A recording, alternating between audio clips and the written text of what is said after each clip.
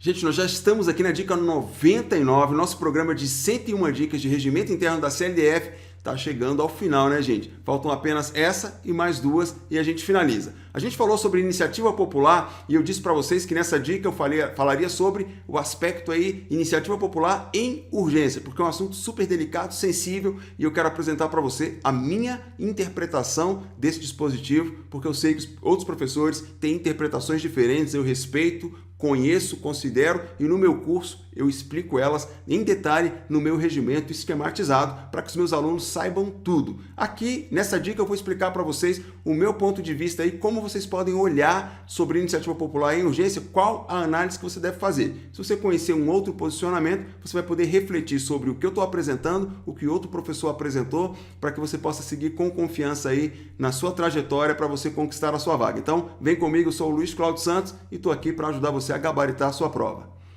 Olha só, iniciativa popular em regime de urgência. Vamos só relembrar rapidamente aqui, olha, se for proposta de emenda à lei orgânica, qual é o quórum de assinaturas? 1% dos eleitores do DF, distribuídos em pelo menos 3 zonas eleitorais e em cada zona tem que ter no mínimo 0,3% dos eleitores de cada uma delas, o que significa 3 milésimos. Se for projeto de lei, aí basta que seja 1% dos eleitores do DF distribuídos em pelo menos 3 zonas eleitorais. Lembrou dessa diferença? Então vamos ver agora o aspecto da urgência. Parágrafo 2º do artigo 236. As propostas de emenda à lei orgânica e os projetos de lei de iniciativa popular terão tramitação em regime de urgência, observado o disposto no artigo 212. O que o artigo 212 fala? Fala dos projetos de lei de iniciativa do governador para os quais o governador solicitou urgência, o que no âmbito federal seria a chamada urgência constitucional, onde o presidente da República solicita urgência para os projetos de sua iniciativa. No âmbito distrital, é o governador solicitando urgência para os projetos da sua iniciativa.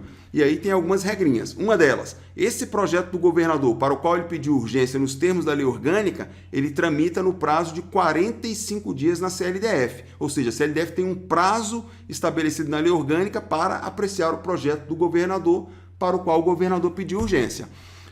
Se não apreciar em 45 dias, a partir do 46º dia, esse projeto começa a sobrestar a pauta de deliberação da CLDF. E o prazo de 45 dias ele é suspenso no período do recesso parlamentar, ou seja, ele não é computado. Então, vamos ver como é que isso se aplica aí quando a gente pensa em proposta de emenda à lei orgânica e projeto de lei de iniciativa popular, porque lá no 212 vai estar dito o seguinte, olha, esse regime de urgência que o governador pode solicitar, ele não se aplica à proposta de emenda à lei orgânica. Então, o 212 está dizendo, olha, se o governador solicitar urgência para um projeto de lei de sua iniciativa, esse projeto vai tramitar em 45 dias, após o prazo de 45 dias, ele vai sobrestar a pauta de deliberação da CLDF e o prazo de 45 dias não é contado no recesso e não se aplica à proposta de emenda à lei orgânica. Então, se for uma proposta de emenda à lei orgânica do governador, não pode aplicar esse regime de urgência aí, ok?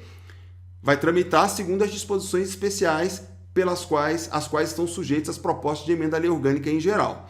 Só que quando vem para a iniciativa popular, diz que a proposta de emenda à lei orgânica e o projeto de lei vai tramitar em regime de urgência.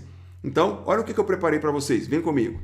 Então, olha só, eu preparei essa tabelinha aí para a gente fazer essa distinção. Se for proposta de emenda à lei orgânica de iniciativa popular, ela tramita em regime de urgência. Está dito lá no parágrafo 2º do artigo 236. Se for projeto de lei, também tramita em regime de urgência. E aí diz que a gente vai ter que observar o artigo 212. O que o artigo 212 diz? Que proposta de emenda à lei orgânica, eu não aplico aquela urgência lá do governador para ela. Então, uma interpretação seria não aplicar a urgência de 45 dias. Ou seja, proposta de emenda à lei orgânica de iniciativa popular vai tramitar em urgência na urgência regimental.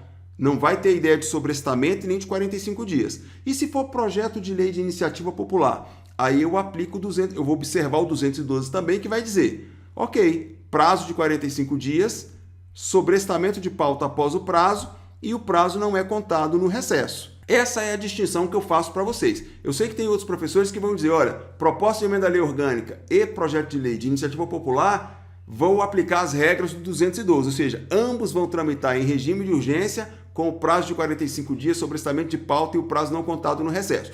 É uma forma de interpretar isso. A minha interpretação é: proposta de emenda à lei orgânica, se for de iniciativa do governador, não tem regime de urgência. Se for de iniciativa popular, tem regime de urgência, mas não contando o prazo de 45 dias sobre estamento de pauta. Por quê? Porque aquelas regrinhas de 45 dias sobre estamento de pauta que eu aplico aos projetos de lei do governador, para o qual ele solicitou urgência, está dito lá no 212 que não se aplica a proposta de emenda à lei orgânica. Então, de certo modo, a redação do regimento aí do 236 e 212, ela é uma redação, não é a melhor técnica legislativa, porque ela permite dúvida, ela permite interpretações diferentes. Então, na prova, o examinador, na verdade, ele deve fugir dessa problemática e ele não deve ficar entrando nesses detalhes. Ele deve citar a literalidade, tanto do 212 quanto do 236, para você saber e assinalar na sua prova.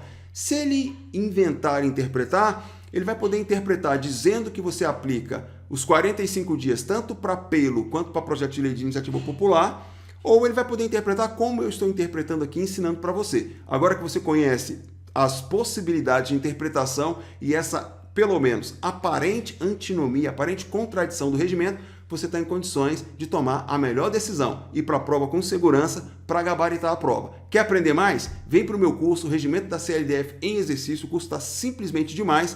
Regimento esquematizado, onde eu apresento, por exemplo, essa questão toda, eu apresento a opinião dos professores e eu cito que professores que eu estou botando a opinião para que você saiba de quem que eu estou falando e qual a opinião desse professor, porque são professores aí renomados, respeitados nesse mercado de trabalho, e apresento a minha opinião para você. Eu sou o Luiz Cláudio Santos, você é muito bem-vindo ao meu curso, estou esperando você lá. Um grande abraço.